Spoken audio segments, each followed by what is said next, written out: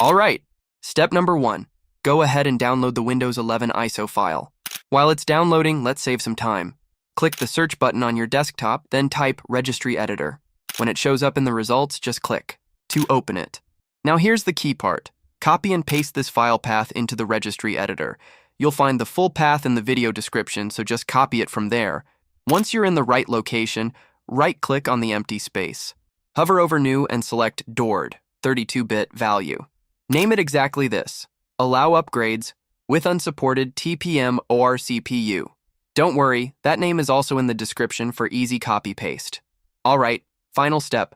Double-click the new value you just created. Then change the value data to 1 and click OK.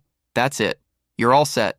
Now just open the Windows 11 ISO that you downloaded earlier and boom, you can install Windows 11 even if your PC doesn't officially support TPM or the required CPU. If this helped you out, hit the like button, subscribe for more tech tips, and as always, thanks for watching.